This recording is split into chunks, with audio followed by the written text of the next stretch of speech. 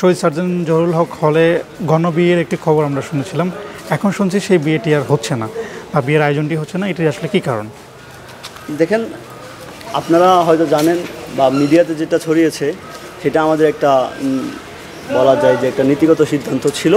আর বিয়ের বিরুদ্ধে যে আমাদের একটা মানে নৈতিক অবস্থান, বিয়ের জন্য সমাজেই যেই ধরনের বিয়ে নিয়ে যেই মানে কী বল অপনিয়ম, যে একটা ছেলে চাকরি না পেলে বিয়ে করতে পারবে না, আমরা এটার বিরুদ্ধে একটা প্রতিবাদমূলক নৈতিক অবস্থান নিয়েছিলাম। আমরা চেষ্টা করতেছিলাম যেন সমাজকে এই মেসেজটা দিতে যে বিয়ে কখনো মানে চাকরি পেলেই বিয়ে করতে ব্যাপারটা এমন না। তো যাই হোক, এটা আমরা যে উদ্যোগটা নিয়েছিলাম সেটা একটা ভালো উদ্যোগ ছিল। বাট আমাদের যেই স্বাধীনতা 2.0 যেটাকে আমরা বলি, সেটাকে উদযাপন, তারপর আমাদের নতুন পুরনোদের মিলন মেলা, তাছাড়া আমাদের কাওয়ালি অনুষ্ঠান, আমাদের নতুন প্রফেসরের সবার সাথে যেই সুসম্পর্ক স্থাপনের জন্য যে প্রোগ্রামটা আমরা করেছি সেটার জন্য একটা বিশাল বড় আয়োজন রয়েছে। তো সেই আয়োজনে বিবাহের মতো এত বড় আড়ম্বরপূর্ণ আয়োজন আসলে কন্টিনিউ করা কঠিন। তো আমরা স্যার এটাকে আপাতত স্থগিত করেছি। এরপরে আমাদেরকে এটা উদযাপন করা হবে আরও বিশাল আড়ম্বরপূর্ণ অনুষ্ঠানের মাধ্যমে। আমাদের গণবিবাহ যেই বিষয়টা ছিল, অথবা এই ক্যাম্পাসের ভিতরে যে গণবিবাহর যে একটা হঠাৎ করে একটা ইমেজ চলে আসছিল, ওইটা মূলত আমাদের একটা সিনিয়র বাই হঠাৎ করে মানে মজার ছলে একটা পোস্ট দেওয়া হয়েছিল, ওইটা থেকে একটা ইমেজ চলে আসা।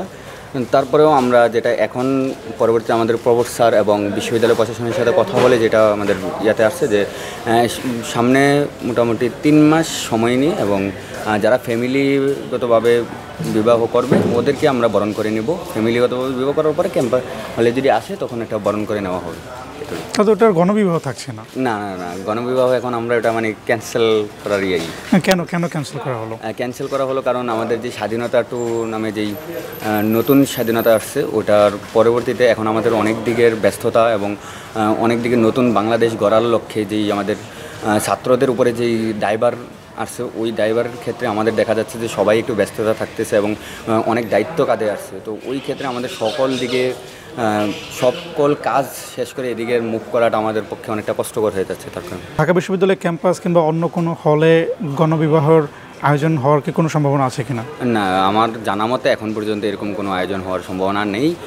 তবে গণবিবাহের মতন একটা পার্ট অথবা একটা নাটকের মতন একটা মানে সাজানো হতে পারে, কিন্তু এরকম কোনো ধরনের কোনো রিয়েল যে আয়োজনটা ওইটা হওয়ার সম্ভাবনা নেই। বিশ্ববিদ্যালয় প্রশাসনের কোনো নিষেধাজ্ঞা বা কোনো বিষয় আছে কিনা? বিশ্ববিদ্যালয় প্রশাসন আমাদের গতকালকে মনে হয় একটা নোটিশ দিয়েছিল যে গণবিবাহ নিয়ে, যে ওটা এখন স্থগিত রাখার জন্য। আমাদের মূলত প্ল্যান ছিল গণবিবাহের একটা করার, মানে বিবাহের আয়োজন করার প্ল্যান ছিল। তো পরবর্তীতে আমরা চিন্তা করে দেখলাম আমাদের মূলত আয়োজনটা ছিল স্বাধীনতা বোঝ আর কি, মানে স্বাধীনতা উপলক্ষে আমরা আমাদের সিনিয়রদেরকে এনে কিংবা আমরা সবাই মিলে একটা রিইউনিয়ন টাইপের করতে চাচ্ছিলাম। তো এর মাঝখানে যখন গণবিবাহের আলাপটা চলে আসলো, এটা ছোট পরিসরে করার আমাদের প্ল্যান ছিল, কিন্তু এটা অনেক ভাইরাল হয়ে যায়। এরপর এই মুহূর্তে আমরা এটা থেকে সরে আসতেছি, কারণ আমাদের মূল যে আয়োজনটা আমাদের কাছে মনে হচ্ছে মূল আয়োজনে আমাদের পড়তে পারে আর কি। এই জন্য আমরা এখন মূল আয়োজনটাতে ফোকাস করব। সেদিন আমাদের খাওয়া দাওয়ার আয়োজন আছে, তারপর অনুষ্ঠান হবে, কাওয়ালি হবে, আমাদের সিনিয়ররা আসবে, সব মিলিয়ে ওই কেন্দ্রিক আমাদের ব্যস্ততা বেশি যাবে। এই জন্য এটা থেকে আমরা সরে আসতেছি। তবে এখানে আরেকটা ব্যাপার, সেটা আমরা 3 মাস এক্সটেন্ড করে নিছি, 3 মাস বাড়িয়ে নিছি।